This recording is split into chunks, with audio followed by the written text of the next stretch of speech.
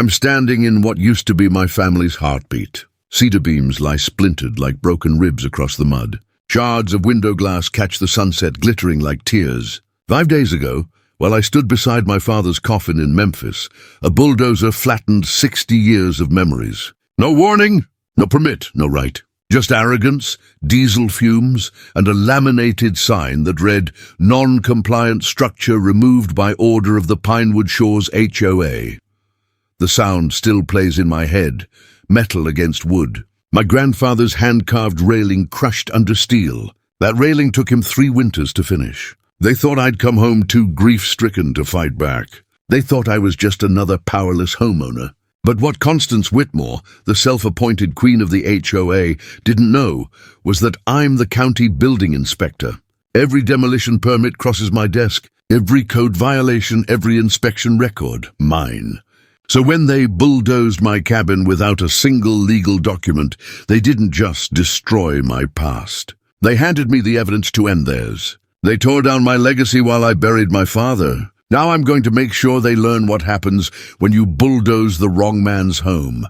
My name's Marcus Aboa, 52 years old, 18 years in county inspection. I've walked through burned-out warehouses, condemned hotels, half-finished mansions, but I never thought I'd inspect my own property for evidence of a crime. The cabin wasn't just lumber and nails. My grandfather, Hank Aboa, built it in 1963. Cedar siding he milled himself, stone fireplace hauled rock by rock from the lake's edge. He was a World War II veteran, a craftsman who believed work should outlast the man who did it.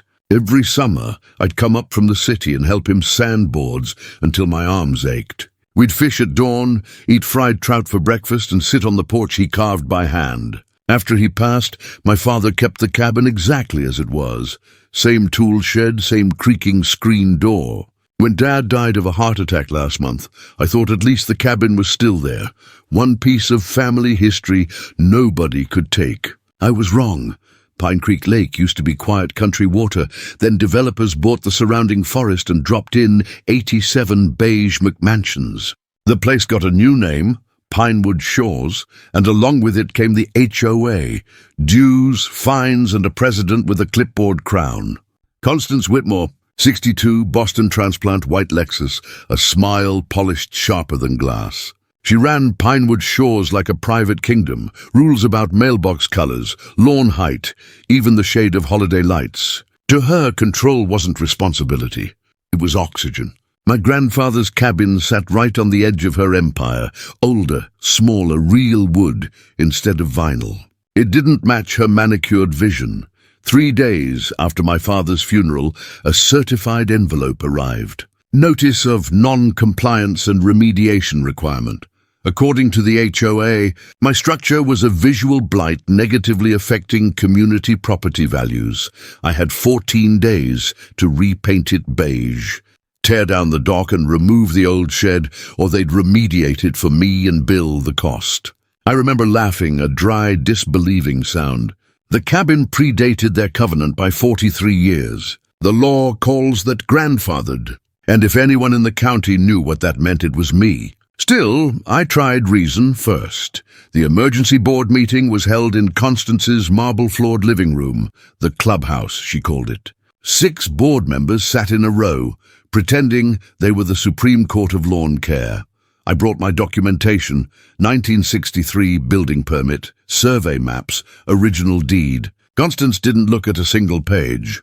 "Mr. Aboa," she said, voice dipped in fake sympathy. "We all appreciate history, but rules are rules." I explained County Code 12A, Clause 4. Pre-existing structures are exempt from later HOA design standards. She smiled like she was humoring a child. "We've consulted attorneys. 14 days or we take corrective action." I noticed the man beside her, a broad-shouldered contractor with the same last name on his polo, Dale Whitmore. Her son. His company handled every remediation contract the HOA issued. I left thinking I'd settle it through the proper channels, call the county attorney, file an injunction if I had to. I'd handled hundreds of disputes. I believed the law would protect me. That belief lasted exactly 5 days, Tuesday morning. I was at my aunt's kitchen table in Memphis, scrolling through condolence texts when my neighbor Lyle, a retired fisherman, video called. His white hair whipped in the wind. Behind him, diesel engines roared. "They're here, Marcus. 3 trucks and a bulldozer. Constance is in your driveway." My stomach dropped. "Tell them to stop." "I'm calling the sheriff." He turned his phone toward the cabin. The dozer's blade was already up. I heard the crunch, the sound of cedar being eaten alive. I dialed the county line. "This is Marcus Aboa, building inspector. Someone's demolishing my property without permits." The dispatcher put me on hold. When she came back, she said, "Sir, the HOA representative on site claims to have authorization and a court order." "There is no court order," I said. "And they have no asbestos inspection, no hazardous waste permit, no demolition license. They're violating 3 separate state laws right now." She hesitated. "This appears to be a civil HOA matter."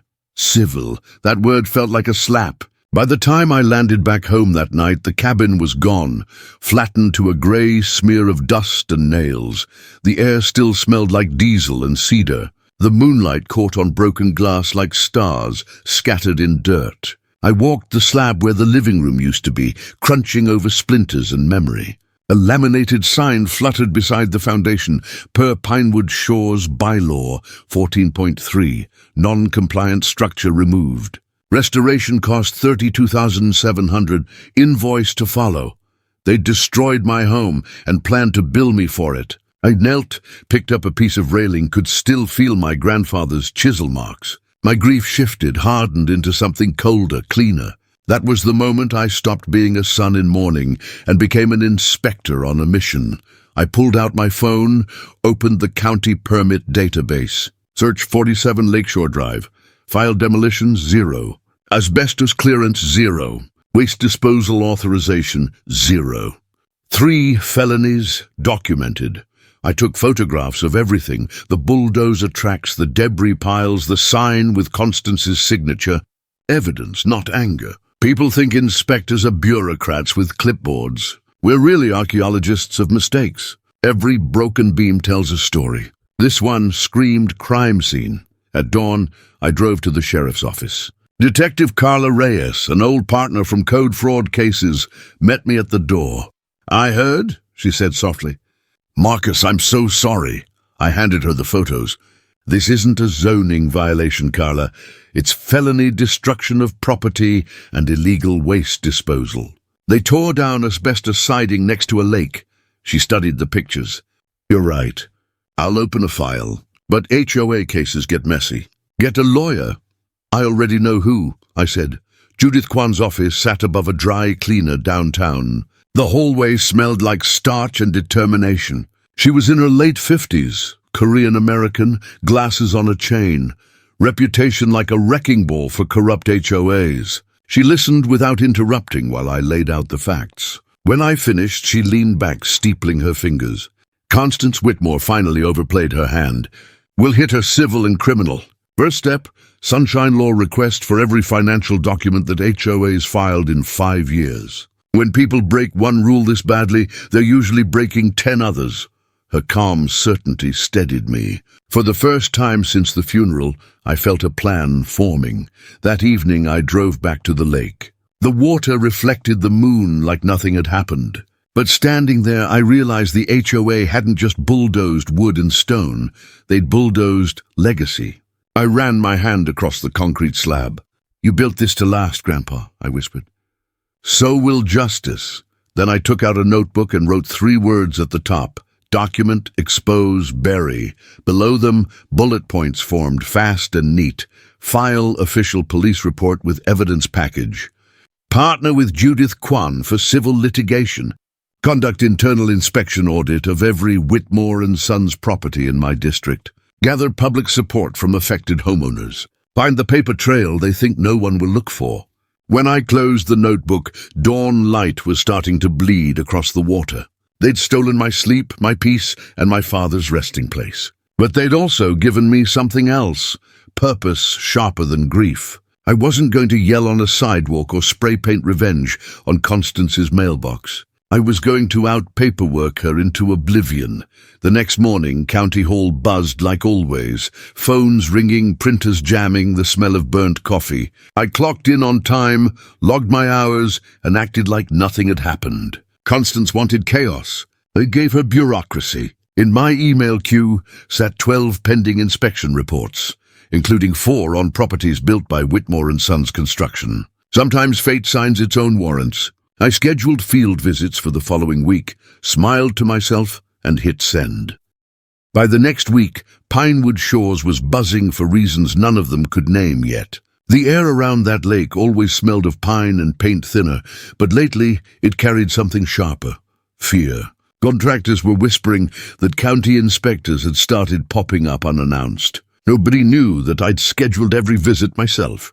I wasn't just inspecting homes. I was quietly pulling the first bricks from Constance Whitmore's empire. The first property on my list was one of her prized model homes, a beige colonial she loved to feature in HOA newsletters. The young couple who lived there opened the door, looking confused. "We already passed inspection 2 years ago," the husband said. "I just need to take a look," I replied, flashing my badge. 15 minutes in the attic, and I had my first violation. No fire stops between joists, meaning a single spark could turn the ceiling into a fuse. In the basement, I found vent pipes dumping carbon monoxide back into the ductwork. Dangerous shortcuts. Dale Whitmore's signature workmanship. When I showed the homeowners the photos, their faces went pale. "We have 2 kids," the wife whispered. "Get an independent contractor," I said. "And get a lawyer." By Friday, I'd hit 4 more homes, same pattern, same name on every permit. 63 total violations across 11 houses, each one a ticking hazard. I wrote up official reports and filed them through county channels. No favoritism, no vengeance, just facts. Every report meant daily fines until repairs were made. Dale's company was about to bleed money faster than he could hide it. Saturday morning, my phone rang. Unknown number. I answered on speaker. "Marcus Aboa, you son of—" Dale's voice shaking with rage. "You're inspecting my houses." "I'm inspecting every house in my district," I said evenly. "Yours just happened to fail. You're harassing me." "No, I'm protecting families you endangered." I heard the heavy breath of a man realizing the walls were closing in. Then he hung up. 20 minutes later, another call, Constance herself. "Mr. Aboa," she began, "sugar-coated ice. We need to talk." "We really don't." "You're abusing your position to retaliate against this board." Retaliation would mean acting outside the law. "I'm following it exactly. Maybe you should try that sometime." Silence stretched on the line. Then she said, "This isn't over." "You're right," I said. "It's just starting."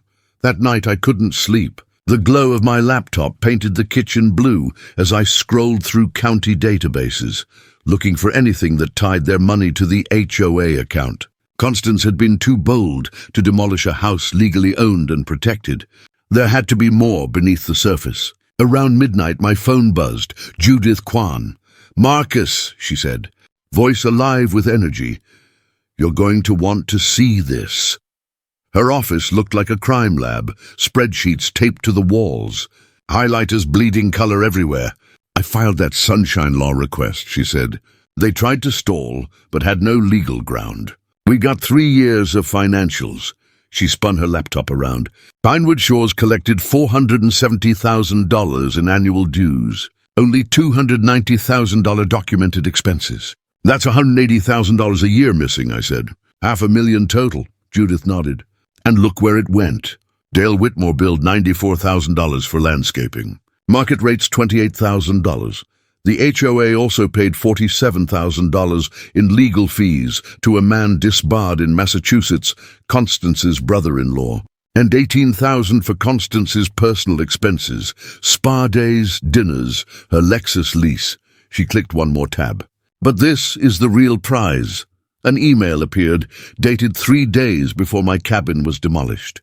"From Constance to Dale, handle the Aboa problem permanently. Bill it as emergency landscape remediation. Usual split." Dale's reply, "Done. He'll be too broken to fight back." For a moment I couldn't speak. The words looked unreal on the screen, like some villain's script written just for me. Judith leaned back, arms folded. We have motive, conspiracy, and proof. I'm packaging this for the district attorney. Fraud, embezzlement, destruction of property. My jaw tightened. They planned it while I buried my father. They planned it, she said, and bragged about it. Now we use it. Over the next week, our small team became a storm in slow motion. Detective Reyes gathered the criminal evidence. Warrants, photos, permits. Judith handled civil filings. I handled the quiet war of inspections. Every day, another homeowner discovered their house was unsafe because Dale Whitmore had cut corners. And every night, Judith and I traded updates like generals planning a siege. One evening, buried in county records, I found something strange, an old deed listing the entire lakeside tract before development. Dated 1959, curiosity pulled me deeper. The parchment yellow scan mentioned a restriction. Demolition or removal of any pre-existing structure required approval by the County Board of Supervisors. Violation would cause the property to revert to county ownership for conservation. My breath caught. That clause had never been repealed. If Constance bulldozed my grandfather's cabin, she hadn't just broken environmental and building laws, she'd voided the entire subdivision's title protection. Technically, the whole neighborhood could revert to county land. I called Judith immediately. She answered on the first ring. Marcus, I think I just found the nuclear option. The next morning we met at her office again. I laid out printouts of the deed.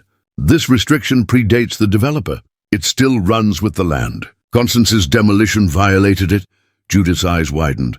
That means every homeowner in Pinewood Shores technically has no valid title until this is resolved. That's catastrophic leverage. We're not going to hurt the innocent, I said. We'll use it to dissolve the HOA, protect the families, and crush her. Judith smiled, slow and fierce. Then let's plan the show. We gathered in Lyle's garage, which smelled of motor oil and fresh coffee. On a whiteboard, I mapped the evidence, photos, emails, violations, the deed. The annual HOA meeting is October 28th, Judith said. By law, she has to attend. That's when we drop everything. Reyes nodded. I'll have warrants ready. We'll make arrests after the presentation. The plan felt almost unreal, like watching justice assemble itself piece by piece. We rehearsed how it would unfold. First, I'd present the demolition evidence. Then Judith would unveil the financial fraud. Then we'd reveal the code violations that proved Dale's incompetence. Finally, Judith would unveil the 1959 deed clause. And when the room turned on Constance, Reyes would step forward with handcuffs. 3 weeks to go. Of course, Constance didn't stay quiet. Cornered people never do. One morning, my phone exploded with notifications from the Pinewood Shores Facebook group. New profiles, Jennifer Thompson, Robert Miller, identical generic photos, all posting the same accusation. Isn't it suspicious the county inspector targeting our HOA just lost his house? Another post claimed I was taking bribes from contractors. Someone even dragged my daughter Sienna into it, saying she was using my tragedy for clout. I took screenshots and sent them to Judith. She called within minutes, laughter in her voice. Bought farm, she said. Probably cost her $3,000. It's already backfiring. She was right. Neighbors flooded the comments defending me, sharing their own stories of HOA bullying. A few even hinted they'd be attending the annual meeting to see fireworks, but Constance wasn't done. That afternoon, Lyle called. You're not going to believe this, he said. Dale showed up at the boat launch, tried to bribe me, said he'd rebuild your cabin for free if I convinced you to drop everything. What did you tell him? Told him you can't bribe away a felony with lumber. Then he got nasty, started talking about how accidents happen on docks, old wood gives way. My grip on the phone tightened. You recorded that, right? Video and audio, Lyle said. Want me to send it? To everyone, I said. You, me, Judith and Reyes. Attempted bribery and witness intimidation, 2 more nails in their coffin. An hour later, Constance fired her biggest shot. A formal complaint to county HR, she said to my supervisor and the county administrator, accusing me of abusing my position for personal revenge. She attached cherry-picked inspection reports, claiming I was targeting her properties. I forwarded it to Patricia Vance, the county administrator. a woman who'd survived 5 administrations and knew every trick in the book. She called me into her office. Her desk was covered in red ink notes. "I pulled your full inspection log," she said. 312 cases this year, 8 districts rotated evenly. Pinewood Shores was due. The violations you found match complaints filed under the previous inspector. This complaint's retaliation, plain and simple. She signed a dismissal note right in front of me. And then she looked up. "Off the record, Marcus, bury her. I've had 7 years of that woman calling my office about mailbox colors. She deserves whatever's coming." Outside, I stood on the courthouse steps and exhaled for the first time in days. Constance thought bureaucracy was her shield. She forgot some of us wear it like armor. That night, Sienna called from Portland. "Dad," she said, "my social media's blowing up. Someone posted that I'm exploiting your story. Let me guess, bot farm again?" "Yeah, but it's backfiring. I gained 4,000 followers today. People are sending their own HOA horror stories." She paused. "I think I accidentally started a movement." I laughed for the first time in weeks. Grandpa would have loved that. Turning her smear campaign into something good. "How are you holding up?" "Calm," I said. "I've done the work. Now I just have to show up." As the meeting date approached, the lake grew colder, the trees copper bright. I visited the cabin site every morning before work, standing where the porch used to be. A wildflower had sprouted through a crack in the concrete, purple, stubborn, alive. I took it as a sign. You can bulldoze the structure, but not what it stood for. The night before the meeting, I laid out my files like weapons on the table, photos, reports, emails, deeds. Everything in order. The plan was airtight. Still, I barely slept.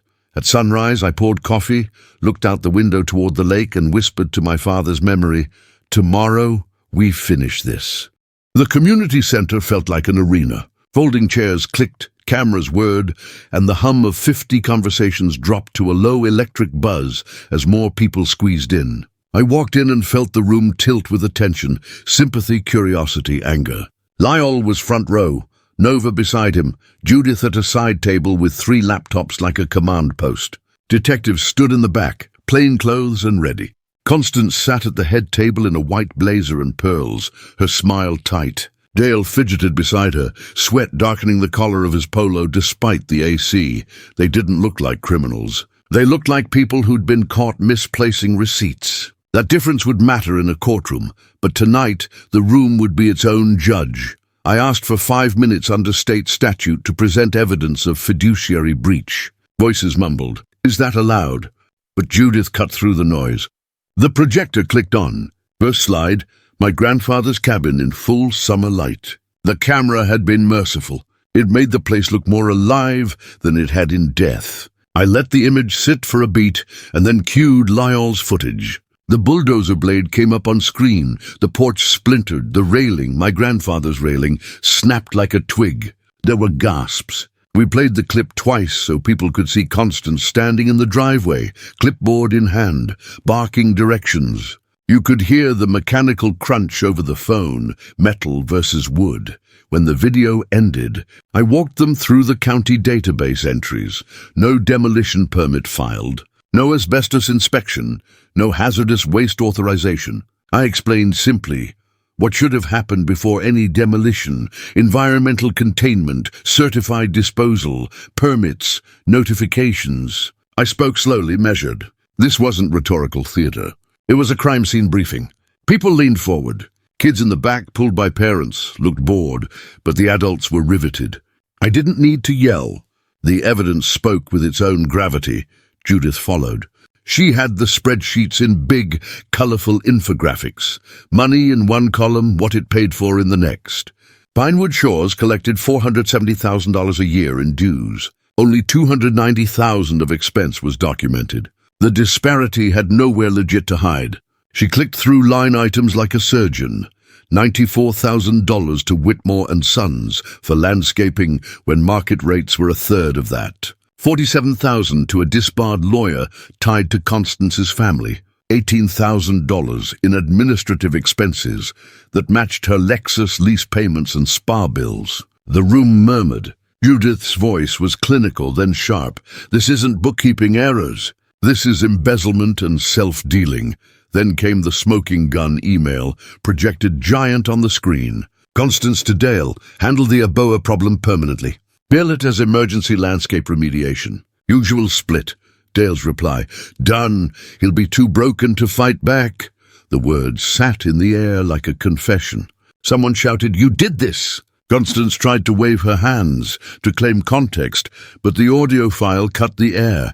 Dale's voice begging for discretion, a greedy tone that didn't disguise guilt. It was messy, human, undeniable. Carla walked the room through the code violations, 63 failures across 11 homes built by Whitmore and Sons. Open attics without fire stops, venting that pumps carbon monoxide back into living spaces, deck railings below safety code.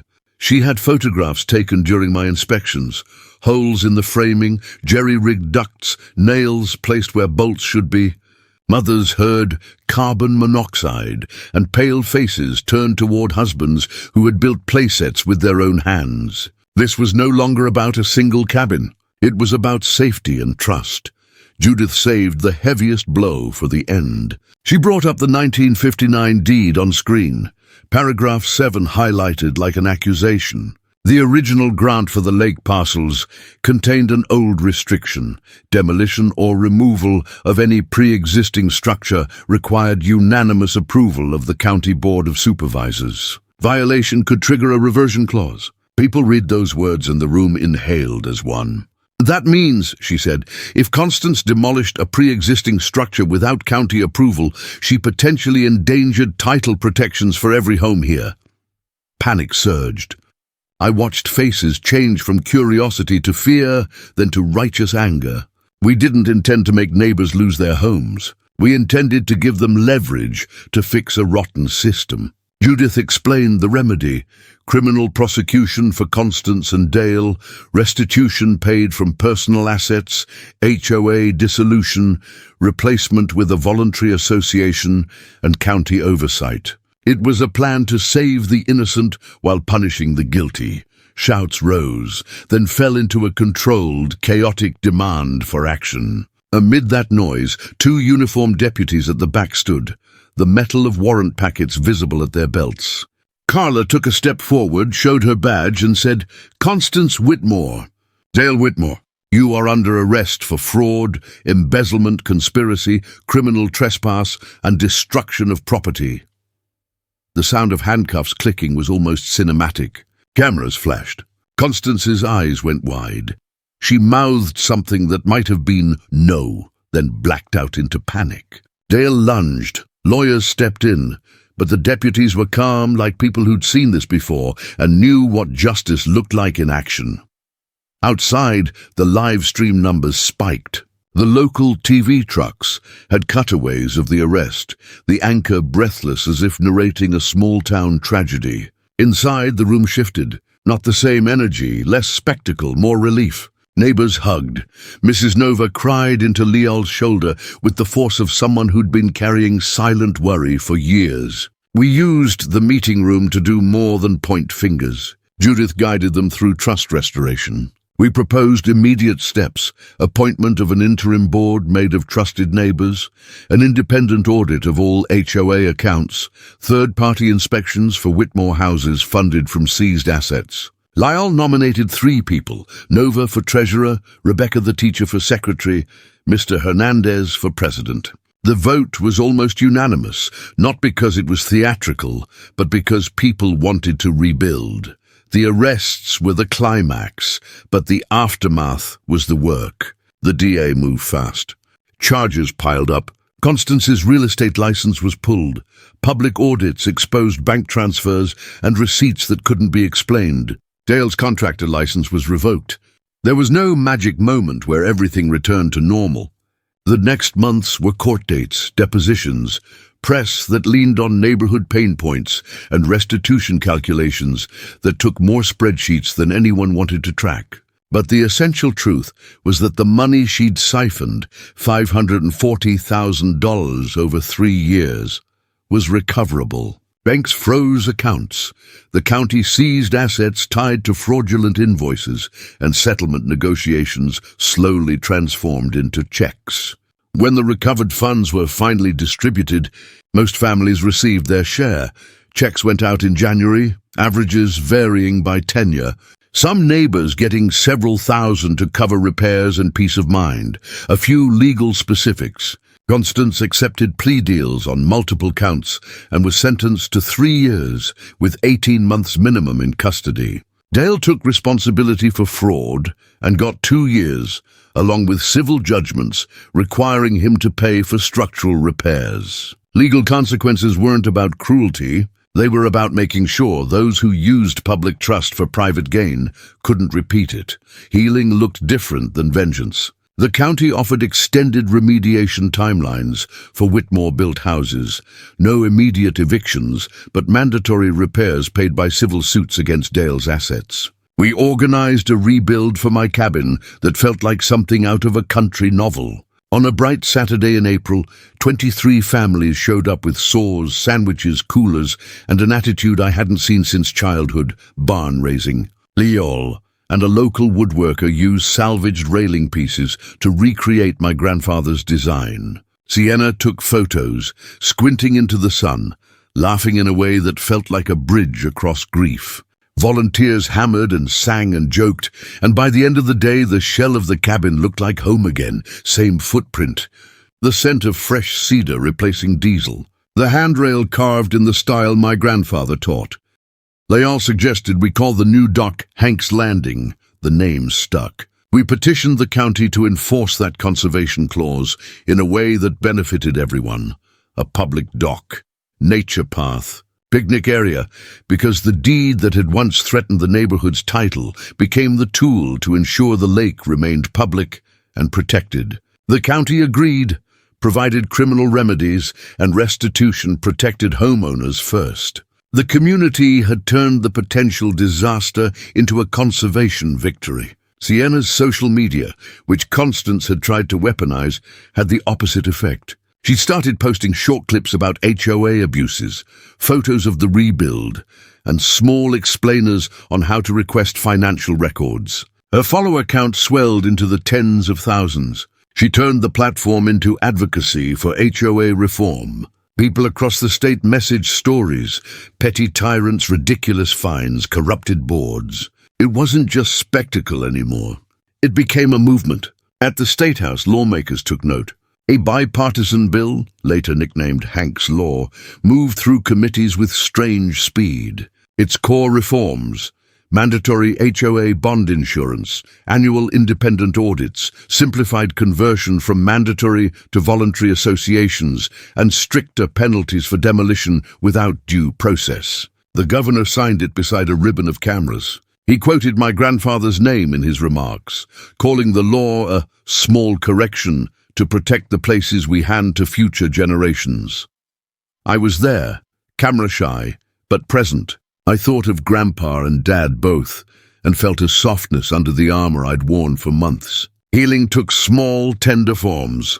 Mrs. Nova used her restitution to visit a daughter in California. The young couple with 2 kids fixed their ventilation and stopped worrying every time the heater clicked on. The scholarship we set up, the Hankaboa Memorial Scholarship, sent 3 local kids to trade schools for carpentry, plumbing and electrical work, honoring the kind of practical skills that once built neighborhoods. I donated a portion of my settlement to start it, because nothing felt more right than turning a fight into opportunities for the next generation. Months later, on a quiet morning when the lake was silver and unreadable, I stood on the new dock and scattered the last of my father's ashes. Sienna took photos for a page that had become a record of how a community outlived a bully. I said a few words, short, true, and felt the sun find the exact line that used to hit Grandpa's porch. Lyle handed me a beer and we clinked bottles, the way men do when words have already been said. He'd be proud, Lyle said. He'd say we did the right thing. I wanted to believe it, and maybe that's the best kind of proof. Not everything fixed itself. Court cases dragged, paperwork piled, and some neighbors left, tired of the attention. But the essential things were different. The HOA was dissolved into a voluntary association with transparent books and modest dues. Whitmore and Sons was barred from future county contracts. Constance had hours in a cell to think about lawn rules she once enforced like scripture.